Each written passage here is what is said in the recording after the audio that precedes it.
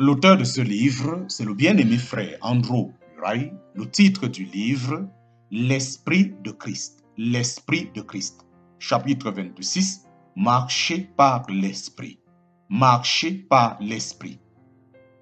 Marchez selon l'Esprit et n'accomplissez point les désirs de la chair. Ceux qui appartiennent à Christ ont crucifié la chair avec ses passions et ses convoitises. Si nous vivons par l'Esprit, marchons aussi par l'Esprit. Galates chapitre 5, versets 16, 24 et 25. Marchez selon l'Esprit et n'accomplissez point les désirs de la chair. Ceux qui appartiennent à Christ ont crucifié la chair avec ses passions et ses convoitises. Si nous vivons par l'Esprit, marchons aussi par l'Esprit. Galates chapitre 5, verset 26. Galates chapitre 5, verset 16, 24 et 25. Si nous vivons par l'Esprit, marchons par l'Esprit. Le chrétien vivant n'a point de repos qu'il ne sache toute sa conduite sous le contrôle de l'Esprit. Il marche par l'Esprit et par conséquent, il n'accomplit point les désirs de la chair.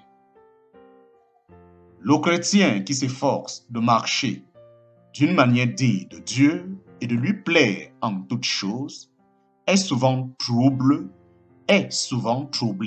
par le pouvoir qu'a encore le péché sur lui, et il se demande pourquoi si souvent il est incapable de le vaincre. Il se dit que c'est sans doute parce qu'il manque de foi ou de fidélité, et il en accuse tantôt sa faiblesse naturelle, tantôt la puissance de Satan. Qu'il ne se contente pas de cette solution-là, mais qu'il cherche plutôt à comprendre comment il lui sera possible de surmonter tout ce dont Christ lui a acquis l'affranchissement. Qu'il apprenne à reconnaître que le grand obstacle à l'action de l'Esprit de Dieu, que le dernier ennemi a terrassé, c'est la chair. C'est quand on sait ce qu'est la chair, quand on sait comment elle agit et comment il faut la traiter, qu'on peut la vaincre.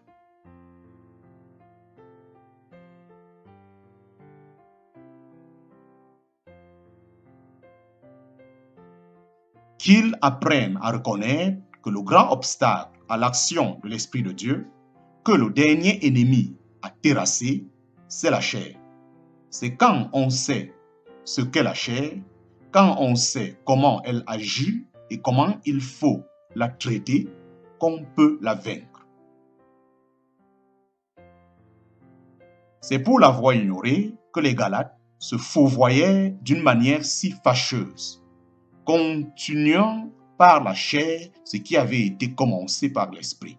En parenthèse, Galates chapitre 3, verset 3. Ils ne savaient pas à quel point la chair est déchue et incorrigible. Ils ne savaient pas qu'aussi longtemps que la chair, que l'effort et la volonté propre cherchent à s'initier dans le service de Dieu, on reste par là même au service du péché. Et que le seul moyen d'empêcher la chair de faire le mal, c'est de l'empêcher de chercher à faire le bien. Ils ne savaient pas à quel point la chair est déchue et incorrigible. Ils ne savaient pas qu'aussi longtemps que la chair, que l'effort et la volonté propre cherchent à s'initier dans le service de Dieu, on reste par là même au service du péché, et que le seul moyen d'empêcher la chair de faire le mal est de l'empêcher de chercher à faire le bien. Paul cherche à enseigner aux Galates que l'Esprit et l'Esprit seul est la force de la vie chrétienne et que cette force ne peut agir que si la chair lui est entièrement assujettie. Quand Paul nous dit de marcher par l'Esprit et qu'il ajoute Ceux qui appartiennent à Christ ont crucifié la chair avec ses passions et ses convoitises. En parenthèse, Galates chapitre 5, versets 16 et 26. Il nous enseigne là le seul moyen d'être affranchi de la chair. Après la chute, Dieu dit de l'homme, il n'est que chair, en parenthèse, Genèse chapitre 6, verset 3. Toutes ses facultés, son intelligence, ses sentiments et sa volonté sont sous la domination de la chair. Ceux qui appartiennent à Christ ont crucifié la chair.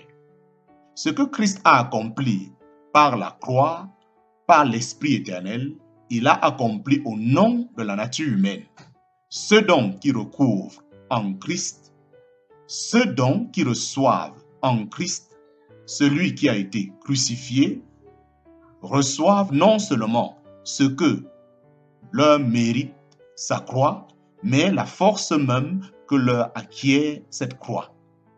Leur vie est donc la vie de Christ dans les cieux, qui les fait participer à l'essence même de la personne et du caractère de Christ.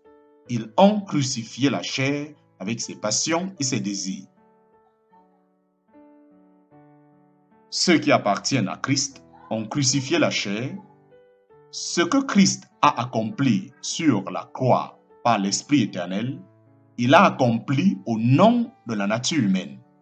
Ceux donc qui reçoivent en Christ, celui qui a été crucifié, reçoivent non seulement ce que leur mérite sa croix, mais la force même que leur acquiert cette croix. Leur vie est donc la vie de Christ dans les cieux, qui les fait participer à l'essence même de la personne et du caractère de Christ. Ils ont crucifié la chair avec ses passions et ses convoitises.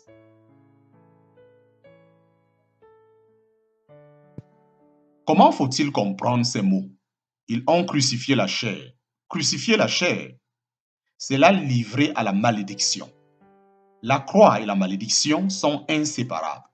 Maudit est quiconque est pendu au bois. En parenthèse, Deutéronome chapitre 21, verset 23, Galates chapitre 3, verset 13.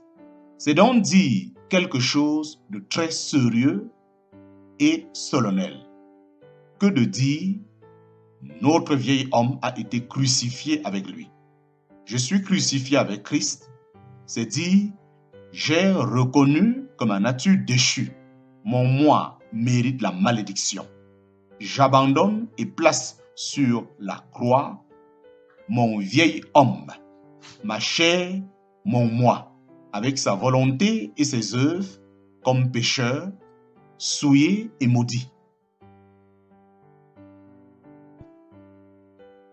Comment faut-il comprendre ces mots? Ils ont crucifié la chair. Crucifier la chair, c'est la livrer à la malédiction. La croix et la malédiction sont inséparables.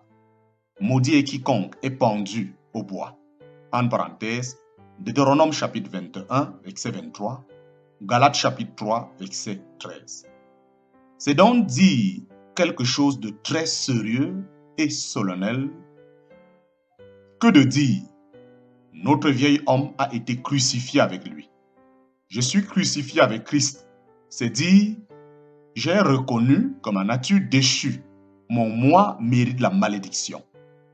J'abandonne et place sur la croix mon vieil homme, ma chair, mon moi avec sa volonté et ses œuvres, comme pécheur, souillé et maudit. Pour que cette vérité devienne notre force, il faut la connaître, la recevoir et agir en conséquence. Si je ne vois pas dans la croix, si je ne vois dans la croix qu'un acte de substitution, sans voir là ce dont Paul se glorifiait, une participation à la croix, en parenthèse, Galates chapitre 6, verset 14, jamais je ne pourrais éprouver son action sanctifiante. Jamais je ne pourrais éprouver son action sanctifiante.